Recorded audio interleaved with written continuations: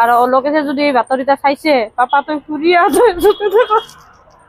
তুই ঘুৰিয়া এনেদৰে কান্দি কান্দি পুত্ৰক ঘৰলৈ আহিবৰ কাৰণে আহ্বান জনাইছে পিতৃ মাতৃয়ে। অলকেশ তুমি ঘৰলৈ সোনকালে ঘূৰি আহা। পাপা তুই ঘুরিয়া তুই ঘুরিয়া খাবায় শুভ সরকার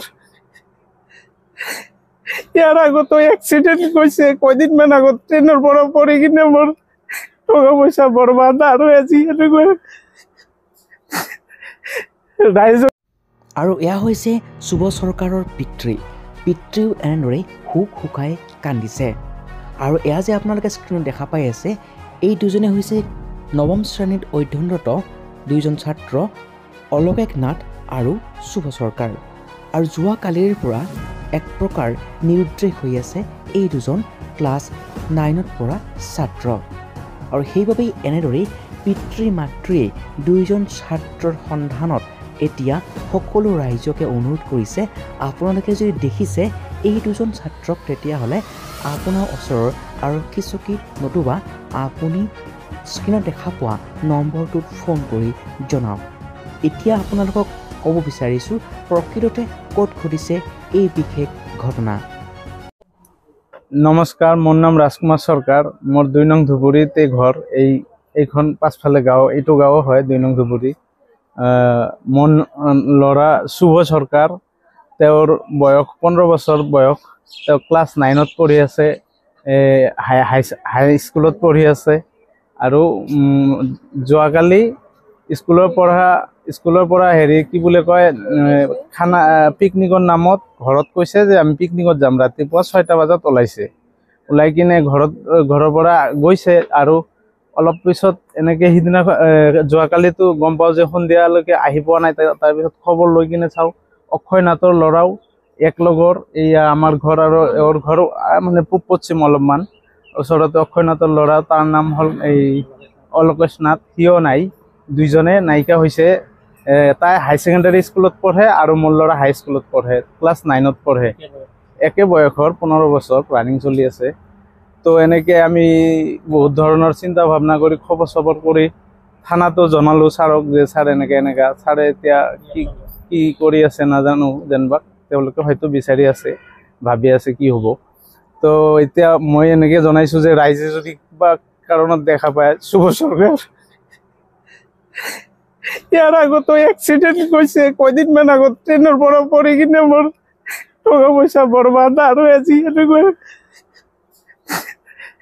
ৰাইজক জনাইছোঁ যে নাম্বাৰ দিয়া থাকিব, যদি কোনোবাই পাই যোগাযোগ কৰিব। আৰু বাবা তুমি যদি দেখিছা গুচি আহা, এই জনাইছোঁ ৰাইজক। হয়, যোৱাকালিৰ পৰা নিৰুদ্দেশ হৈ আছে দুজনকৈ ছাত্ৰ। আৰু ছাত্ৰ দুজনৰ ঘৰ বঙাইগাঁও মানিকপুৰ থানাৰ অন্তৰ্গত পাতিৰাদহাৰ 2 নং ধুবুৰীত। আৰু দুইজন ছাত্ৰই ক্লাছ 9ত পঢ়ি আছিলে। আৰু নৱম শ্ৰেণীত অধ্যয়নৰত দুইজন ছাত্ৰৰ নাম ক্ৰমে অলকেশ নাথ আৰু শুভ চৰকাৰ। আৰু সংবাদ মাধ্যমৰ আগত এনেদৰেই হুক হুকাই কান্দি দুইজন ছাত্ৰৰ পিতৃ মাতৃয়ে দুইজন ছাত্ৰলৈ আহ্বান জনাইছে, যদিহে এই বিশেষ খবৰটো পাইছে বা এই বিশেষ নিউজটো চাইছে তেতিয়াহ'লে তেওঁলোক ঘৰলৈ উভতি আহক।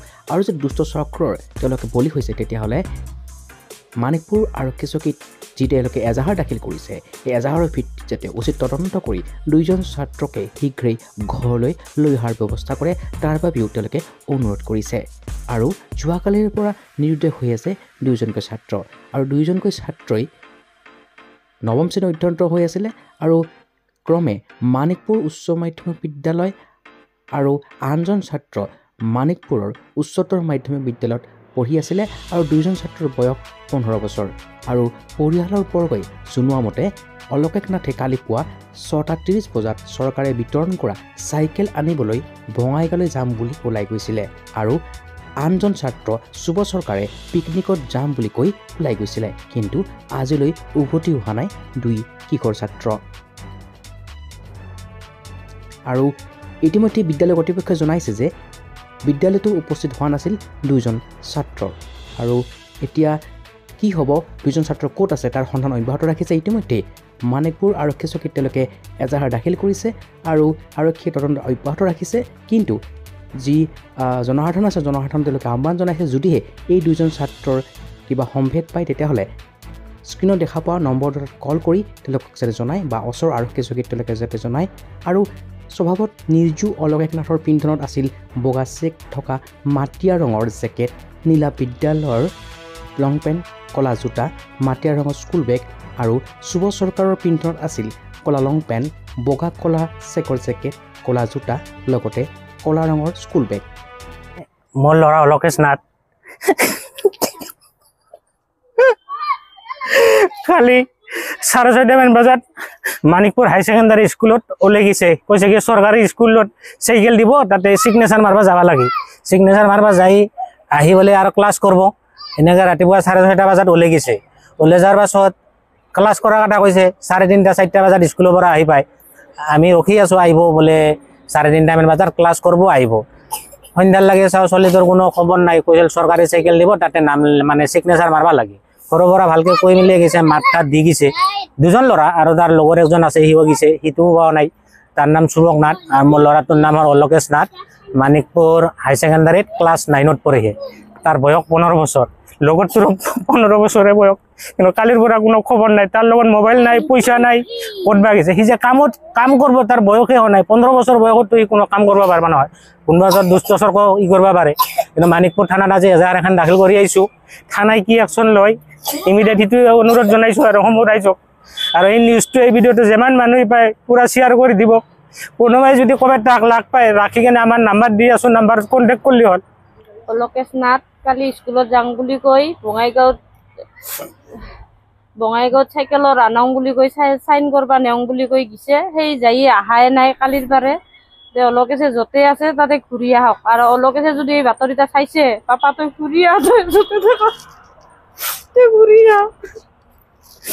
মানিকপুৰৰ পৰা চবাহান আলী ৰিপৰ্ট, আছাম টাইমছ 6।